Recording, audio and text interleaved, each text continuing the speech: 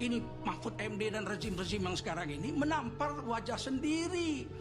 Kenapa? Tidak mungkin komunis itu Pancasilais, karena mereka tidak menerima agama. Komunisme, Bapak Ibu, di mana-mana biadab. Saya melihat sekarang ini gejalanya sudah mulai nampak. Kenapa? Karena saya menilai pemerintah sekarang ini mirip ada partai mau mengubah Pancasila menjadi Trisila, menjadi Ekasila. Nggak ditangkap. Mestinya keluar perpu dulu dong. Ajukan ke pengadilan, di partainya dibubarkan sama dengan HTI ini. Mau menukar Pancasila. Karena memang pemikiran Bung Karno, komunis tidak boleh hilang dari komponen bangsa ini. Paman guru saya, adik sepuruan Buya Hamka, tinggal di rumah bapak saya 3 tahun. Mengazankan saya waktu lahir. Beliau yang cerita Buya Hamka di penjara zaman Bung Karno itu sempat minum kencing. Apa salahnya Buya Hamka? Imperialis? Kapitalis? Bukan. Karena beliau menolak PKI, menolak komunis. Kenapa? Nggak ada salah apa-apa. Bukan mereka tidak Pancasilais, karena menolak.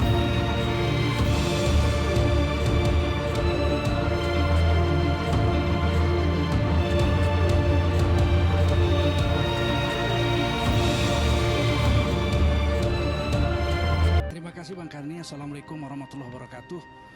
Hamdan wa syukran lillah wa salatan wa salaman ala rasulillah wa ala alihi wa sahbihi wa mawalah.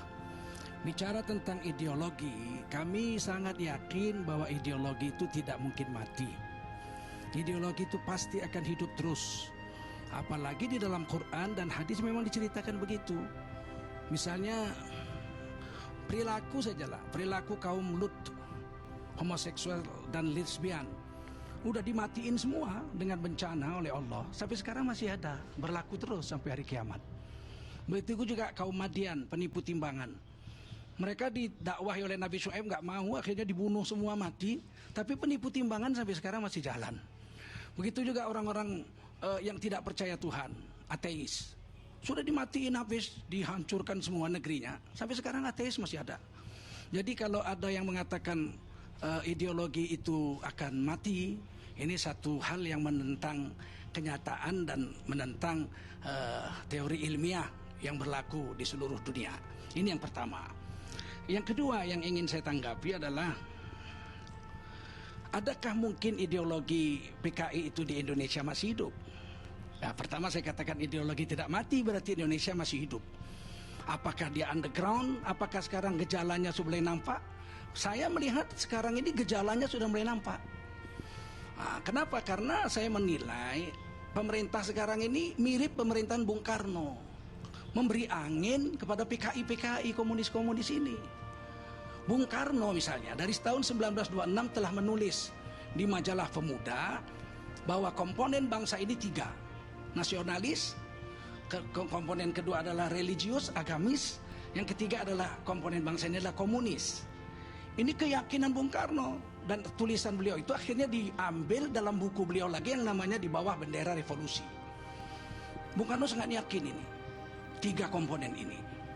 Oleh karena itu ketika kemudian Bung Karno berkuasa pada tahun 1948, Perdana Menterinya Muhammad Hatta, ini komunis memberontak kedua kali sejak tahun 1926 zaman Belanda, kemudian setelah merdeka tahun 48 pimpinan Musso. Nah, afiliasinya tidak ke Cina, afiliasinya ke Soviet waktu itu. 3 tahun baru Indonesia merdeka, kita baru mau menghadapi agresi Belanda. Musso memproklamasikan Republik Rusia Raya, menikam kita dari belakang, dan kemudian dibasmi habis, mati itu orang-orangnya. Ada sebagian melarikan diri ke luar negeri, ke Soviet atau kemana. Tetapi kemudian matikah ideologi komunis itu? Tidak mati ideologi itu. Hidup lagi, terus hidup saja di bawah. Pada tahun 1952, datanglah anak-anak muda komunis, DNID, Nyoto dan lain-lain ini datang jumpa Bung Karno di Pegangsaan Timur 56. Sebuah rumah yang dihadiahkan oleh seorang tokoh Islam, Faraj Martak namanya. Karena Bung Karno nggak punya rumah, beliau miskin karena banyak masuk penjara, ditahan sana sini, nggak bisa cari duit. Padahal beliau insinyur, arsitek beliau, tapi nggak bisa cari makan, akhirnya nggak punya rumah. Dihadiahkan oleh Faraj Martak rumah yang dipakai oleh beliau sampai beliau jadi presiden. Nah kemudian malam itu diterimalah ini DNID dan kawan-kawan ngobrol, Bung Karno berubah. Kenapa? Karena memang dasar pemikiran Bung Karno itu, komponen bangsa itu harus nasionalis, agamis, religius, dan yang ketiga adalah komunis. Akhirnya apa yang terjadi? Komunis ini diterima lagi oleh Bung Karno setelah memberontak tahun 48, 52 diterima, 55 pemilu, PKI baru itu, DN Aidit dan kawan-kawan yang afiliasinya udah berubah ke Cina, bukan lagi ke Soviet, masuk dalam pemilu pemenang 4. Pemenang pertama PNI 58 kursi konstituante, pemenang kedua adalah Majelis Syuro Muslimin Indonesia Masyumi 58 kursi konstituante, yang ketiga adalah Partai Nahdlatul Ulama, Partai NU 30 kursi agama, dan yang keempat adalah komunis pimpinan Aidit 28 kursi konstituante. Kemudian Bung Karno memasukkan mereka ke dalam kabinet. Ini pengkhianat bangsa tahun 48 ini dimasukkan oleh Bung Karno sebagai menteri dan menyebabkan Dr. Andes Muhammad Hatta almarhum menarik diri jadi wakil presiden. Nggak mau. Hatta tidak mau kerjasama dengan komunis ini. Beliau lebih memilih menjadi seorang dosen di UGM. Jadilah Presiden Bung Karno ini presiden seumur sendiri tanpa wakil.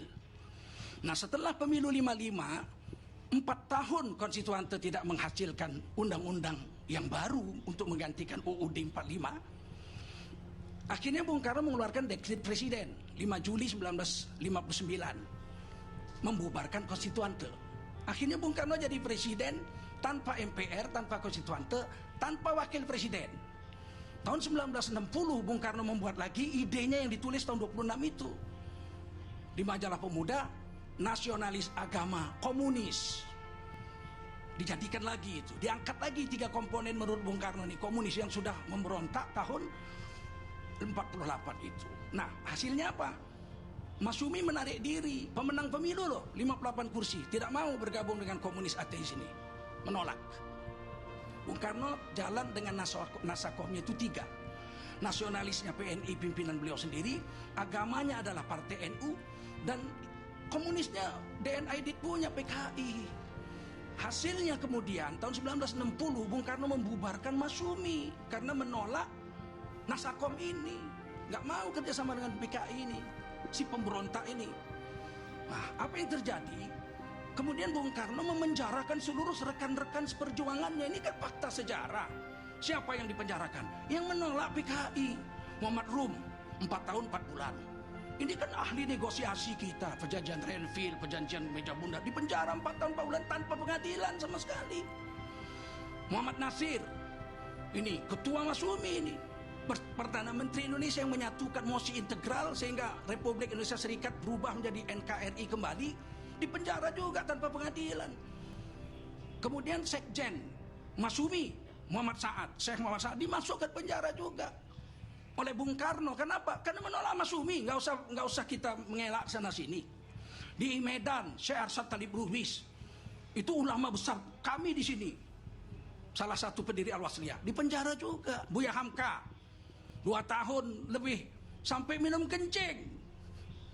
Menurut paman guru saya, adik sepupuan Buya Hamka, tinggal di rumah bapak saya 3 tahun, mengazankan saya waktu lahir. Beliau yang cerita Buya Hamka di penjara zaman Bung Karno itu sempat minum kencing. Apa salahnya Buya Hamka? Imperialis? Kapitalis? Bukan. Karena beliau menolak PKI, menolak komunis. Kemudian Tan Malaka keluar dari PKI, padahal beliau pendiri, membuat partai baru namanya Partai Musyawarah Rakyat Banyak bersama Adam Malik, bersama Khairul Soleh. Khairul Soleh ini orang yang menculik Bung Karno ke Rengas Dengklok agar membuat teks proklamasi dan memerdekakan Indonesia. Ini 3 orang ini mendirikan Partai Musyawarah Rakyat Banyak, Partai Murba. Kemudian disuntik oleh komunis ini, Bung Karno membekukan Murba. Untuk kemudian tahun 1964 Murba dibubarkan oleh Bung Karno. Gerak HMI juga diminta dibubarkan. Kenapa? Nggak ada salah apa-apa. Bukan mereka tidak Pancasilais, karena menolak PKI. Ini yang menjadi keanehan. Bung Karno itu kok dari 48 membasmi PKI itu beliau diam, setuju. Kok tiba-tiba balik lagi? Karena memang pemikiran Bung Karno, komunis tidak boleh hilang dari komponen bangsa ini. Nah, pada tahun 1965 komunis memberontak nih di NID, membunuhi jenderal-jenderal, kiai-kiai dibunuhi. Kawannya satu koalisi, nasionalis PNI, Partai NU sebagai agamanya, PKI sebagai partai komunis, Nasakom bersatu sejak tahun 60. Tahun 65 yang paling banyak dibunuh kiai daripada NU sendiri, kawannya satu koalisi. Jadi kalau Ibu Sukmawati tadi mengatakan komunis itu bangkit di Rusia melawan proletar, melawan bangsawan-bangsawan yang feodal, di sini mereka membunuh kiai-kiai kok. Di sini komunis bunuh kiai, membunuh tentara. Yang kemudian sangat mengecewakan adalah sekarang ini, pemerintah sekarang ini, tadi Pak Profesor Mahfud MD mengatakan bahwa pemerintah itu nggak campur-campur lah. Mau versi PKI benar atau versi pemerintah Orde Baru, bahwa Orde Baru benar, PKI salah, nggak mau campur-campur, dibiarin aja. Ini kan sikap sangat berbahaya dari rezim ini. Kenapa saya bilang berbahaya? Karena PKI yang memberontak tahun 1965 itu dihukum di pengadilan negara, pengadilan militer, inkrah. Subandrio, Sam Kamaruzzaman, ini gembong-gembong PKI ini inkrah di pengadilan. Pengadilan bukan pengadilan Soviet, bukan pengadilan Cina, bukan pengadilan Arab Saudi, pengadilan Negara Kesatuan Republik Indonesia. Kalau mengatakan kemudian PKI itu ya biar aja, mau betul mau salah, kan berarti menampar wajah sendiri. Ini Mahfud MD dan rezim-rezim yang sekarang ini menampar wajah sendiri. Kenapa? Karena keputusan pengadilannya dikangkanginya sendiri. Atau kalau bisa diadili baru. Kalau boleh, kan nggak boleh. Sudah inkrah kok di pengadilan. Gembong-gembong komunis ini memberontak. Beda dengan Bung Karno tahun 46, 48. Komunis itu dibunuh aja, nggak di pengadilan. Musso dibunuh, yang lain-lain dibunuh, Amir Saripudin dibunuh, nggak ada pengadilan. Kalau Pak Harto di pengadilan. Nah ini yang harus diluruskan. Sangat berbahaya membiarkan ini terus, suka hati aja. Mau rakyat percaya atau tidak. Seharusnya pemerintah sekarang ini, ketika ada di medsos tulisan-tulisan mengatakan, saya baru baca itu, PKI memberontak tahun 65 ada rekayasa Soeharto. Itu harusnya pemerintah ini menangkap orang itu. Anda menentang inkrahnya pasal perkara pidananya PKI di pengadilan militer. Menentang pengadilan Anda, tangkap dong. Jangan dibiarin. Banyak sekali ambigu di negeri ini sekarang. Kata Profesor Mahfud MD, kita itu adil saja, yang begini kita proses, ini dilarang kumpul-kumpul kita larang. Yang sana yang demo di luar kumpul-kumpul dibiarin. Nah satu lagi ini kita lihat contoh. Ketika HTI memunculkan pemikiran khilafah, langsung dibubarkan kok. Keluar perpu. Nggak lewat pengadilan dulu, perpu dulu. Perpu HTI dilarang. Nah, sementara ada partai mau mengubah Pancasila menjadi Trisila, menjadi Ekasila, nggak ditangkap. Mestinya keluar perpu dulu dong. Ajukan ke pengadilan, di partainya dibubarkan sama dengan HTI ini, mau menukar Pancasila. Tapi toh tidak terjadi. Hanya bilang pemerintah nggak setuju. Kenapa waktu HTI pemerintah nggak menjawab hal yang sama? Kami tidak setuju. Selesai. Kenapa harus keluar perpu bahkan ke pengadilan HTI dilarang? Ini yang meras Pancasila ini jadi Trisila, jadi Ekasila. Kok nggak dikeluarin perpu, adili, pengadilan cabut izinnya? Tak peduli saya mau PDI, mau siapa, tadi itu urusan pemerintah. Tapi siapa? Jadi terima kasih. Ya. Nah terakhir, komunis, ya. Uraiannya diperpendek. Oh baik, ini saya akan tutup.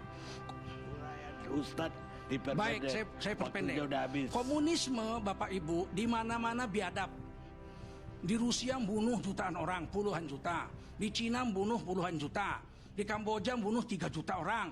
Di Albania juga begitu. Nggak mungkin di Indonesia tiba-tiba komunis itu culun.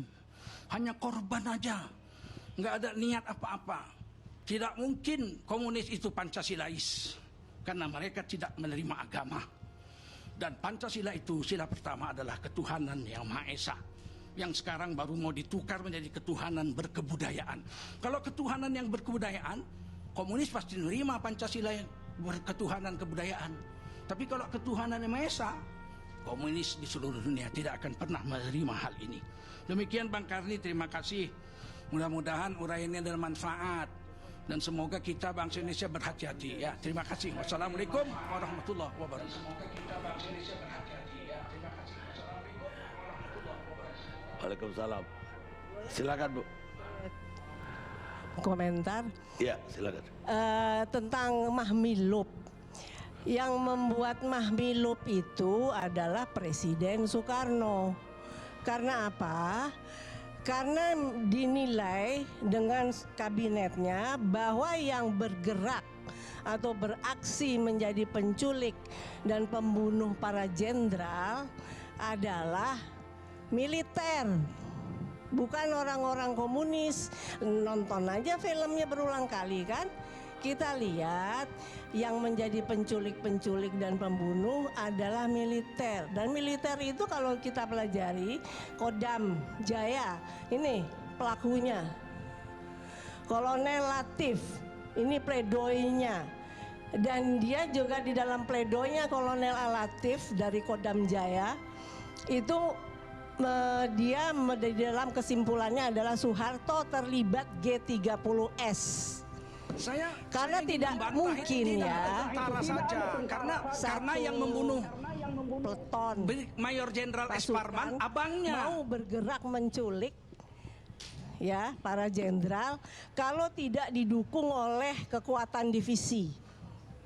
Nah, maka di sini di bukunya pledoinya Kolonel Latif, ini tolong ini di kamera ini, karena udah belum lagi dicetak ini. Tapi disinilah kunci dari pelaku mengakui bahwa Soeharto adalah pelaku G30S yang mana berseteru bersaing dengan kelompok Pak Yani dan kawan-kawan.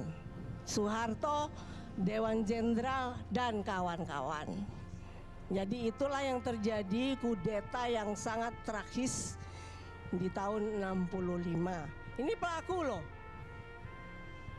yang mengakui di dalam pledoinya Soeharto mengingkari, mengkhianati teman-temannya sendiri untuk yang bersama melakukan kudeta terhadap Presiden Soekarno yang menghadapi penculikan pembunuhan para jenderal kelompok Pak Yani dan kawan-kawan. Assalamualaikum warahmatullahi wabarakatuh.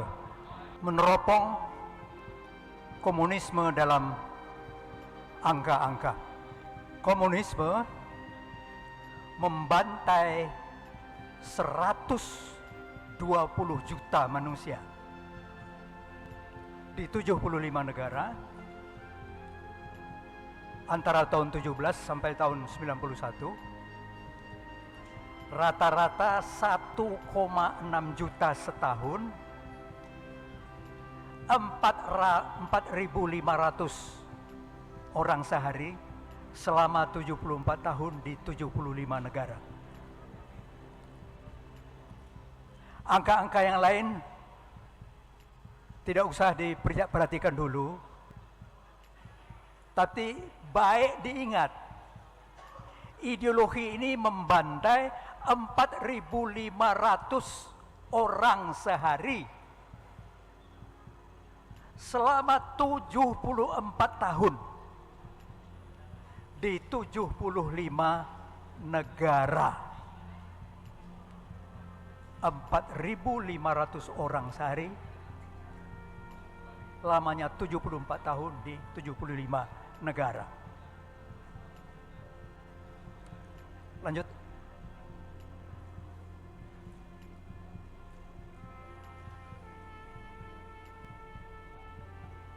Kemudian dia kudeta di 75 negara selama 69 tahun sepanjang abad 20. Kemudian berhasil mendirikan 28 negara komunis 28 negara komunis. Lanjut.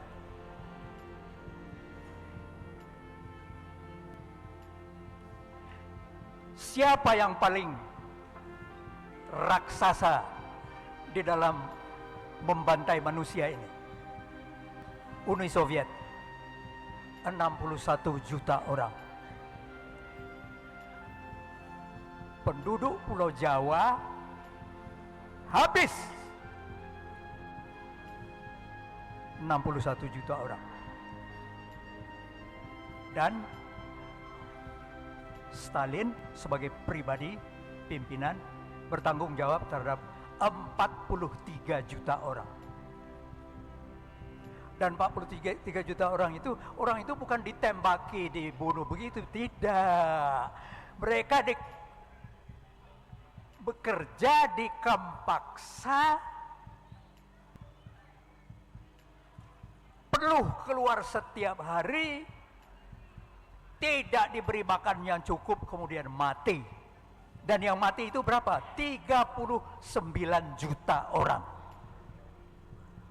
Lanjut. Kalau dalam masalah membunuh, membantai, menyembelih, menembak, nah itu Kamboja. Namanya Khmer Rouge. Pimpinannya Pol Pot.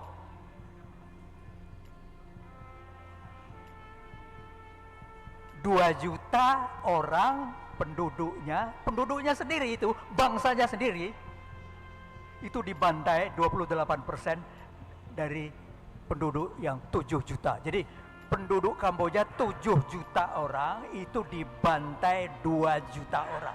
Dan yang membantai ini apa, negara tetangganya atau negara yang lain? Tidak, dia sendiri.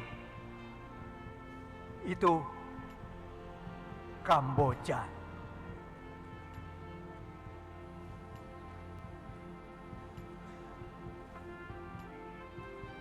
Pembantai yang ketiga, yang raksasa,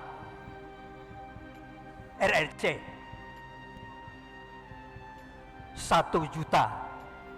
1 juta rakyatnya dibunuh sendiri. 1 juta.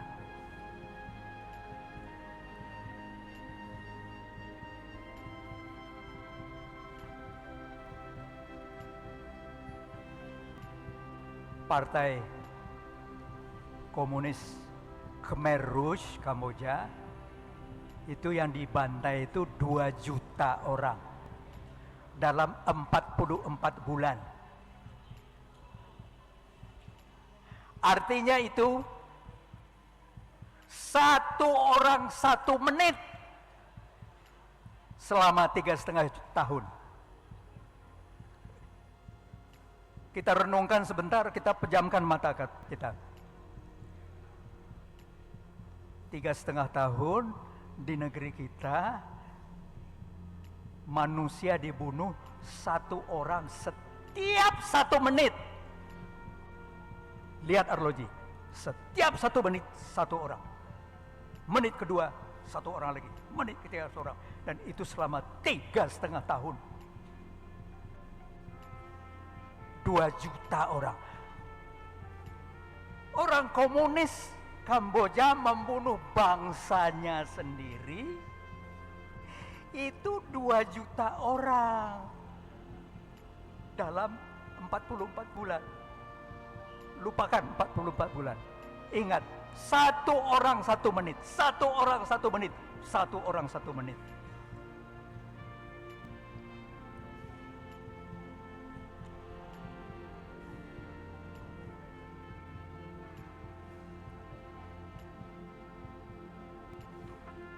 Dari tahun 17 sampai tahun 91, 74 tahun lamanya, Partai Komunis itu membunuh 120 juta manusia. Dalam sejarah dunia, seluruh perang yang berlangsung,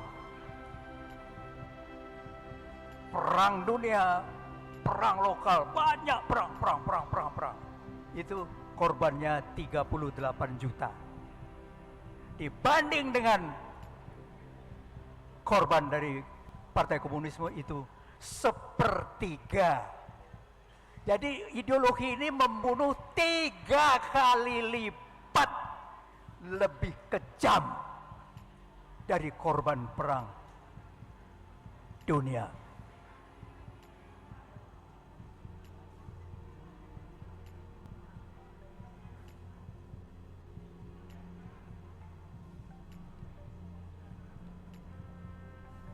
Seluruh perang di dunia dari Nabi Adam sampai sekarang, yaitu korban perang dunia 1, 2, Korea, Vietnam, Irak, Afghanistan, Palestina, Lebanon, digabung jadi satu, itu cuma sepertiga dari keganasan komunisme.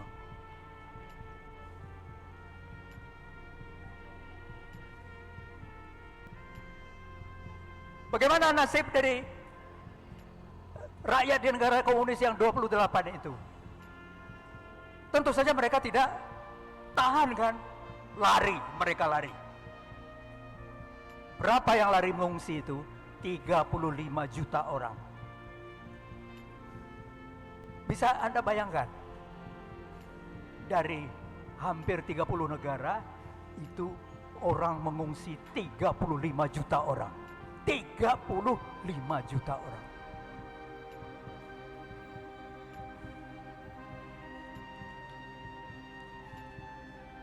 Nah, kalau mau disebut algojonya ada 4 orang. Lenin, Stalin, Mao Zedong, dan Pol Pot. Angka-angkanya tidak usah saya bacakan. Silakan baca sendiri. Lenin, Stalin, Mao Zedong, dan Pol Pot.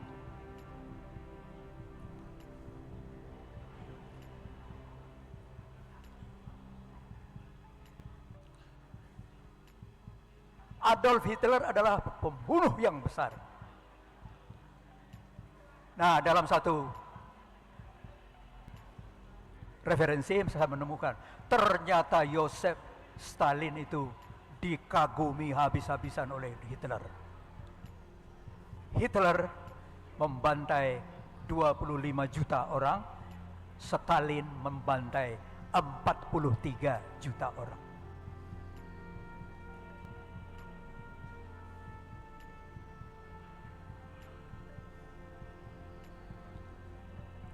Siapa yang menemukan ideologi ini?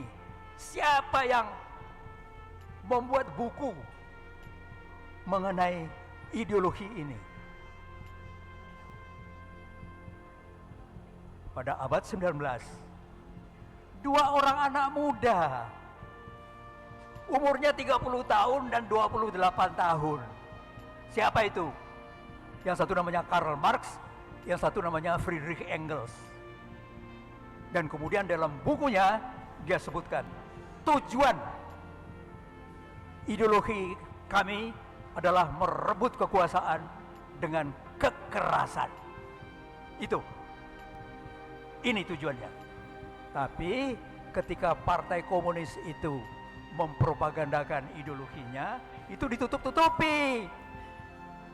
Merebut kekuasaan dengan kekerasan itu tidak disebut-sebut. Yang disebut adalah tujuan Partai Komunis keadilan sosial, sama rata sama rasa, kemakmuran untuk rakyat. Bohong semua itu, seluruhnya itu bohong. Dan termasuk kita di Indonesia berpuluh-puluh tahun dibohongi oleh ideologi ini.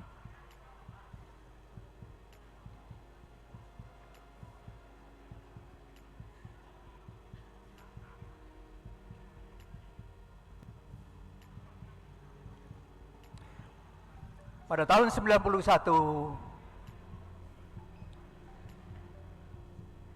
24 negara sosialis komunis bubar berantakan. Mereka ada 28 negara, 24 bubar. Siapa yang pertama sekali membuat pengumuman itu. Perdana Menteri Boris Yeltsin. Pada tahun 91 bulan Desember dia bikin satu pengumuman. Pada hari ini Partai Komunis Rusia saya bubarkan. Seluruh dunia terkejut. Karena apa? Karena Boris Yeltsin ini dulu ketua Partai Komunis dan kemudian dia menjadi Perdana Menteri. Tapi kemudian pada bulan Desember tahun 91 dia bikin sebuah pengumuman. Pada hari ini Partai Komunis Rusia saya bubarkan. Dan sesudah itu negara-negara yang berikutnya bubar. 24 negara. Tapi RRC dan Vietnam tidak mau bubar. Tapi dia berkhianat terhadap ideologinya. Dia sudah kafir terhadap ideologinya. Dia ambil jalan kapitalisme. Masya Allah, dalam waktu 10 tahun mereka menjadi makmur, menjadi kaya raya. Dan kemudian apa? Karena sudah kaya raya, kerjanya adalah yang mula-mula dilakukan, dia beri pinjaman kepada negara-negara kecil Afrika. Ada 4, 5, 6 negara tidak terbayar kembali, kemudian negara-negara itu dicaplok, diambil alih. 2 negara yang terdekat dari RRC itu diincer, yaitu Malaysia dan Indonesia.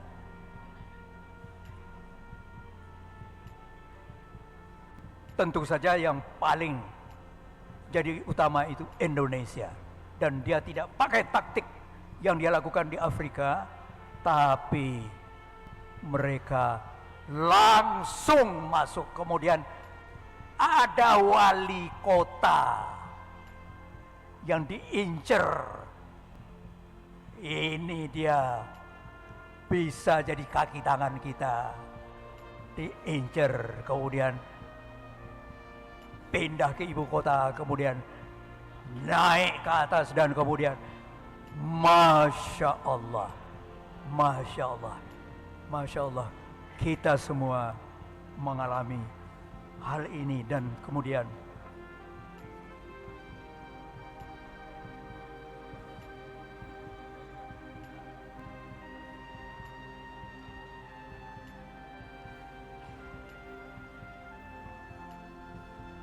bahaya itu bukan di ambang pintu.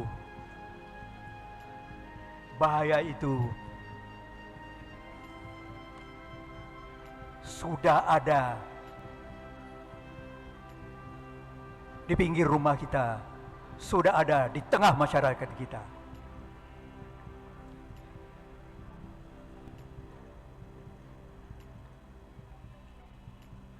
Dengan dasar dendam disokong oleh RRC. Ideologi ini di dunia wes ora payu didol, tidak laku lagi dijual di sana, di Eropa, di Amerika. Saya dulu waktu SMA kelas 3 itu bersekolah di Amerika. Saya kembali ke sana dengan anak dan cucu saya reuni, dan kemudian mereka waduh 60 tahun tidak ketemu, gembira sekali, gembira. Kemudian saya bercerita mengenai bahaya komunisme. Apa kata kawan-kawan saya itu? Semuanya tertawa terbahak-bahak. Wah, Fik, kamu ini ketinggalan zaman. Komunisme kok masih kamu takuti? Baru saya ceritakan kepada dia bahwa sejarah yang ada di belahan dunia di sana dengan belahan dunia di sini baru mereka kemudian, waduh, Fik, mudah-mudahan Indonesia itu diselamatkan oleh Tuhan. Mudah-mudahan. Saya merasa terharu sekali. Ideologi ini sudah gagal total, tidak laku lagi dijual. Haus darah, pandang enteng nyawa manusia. Dia anti Tuhan, immoral, anti perdamaian, pura-pura pro demokrasi. Kita lawan itu dengan membasmi kebodohan, memberantas kemiskinan, menghabisi korupsi, meredam kekerasan dan anarki, menegakkan hukum dan keadilan di negeri kita. Ya Allah, ya Rabb, selamatkanlah negeri kami, selamatkanlah bangsa kami. Amin, amin ya Rabbal Alamin. Wassalamualaikum warahmatullahi wabarakatuh.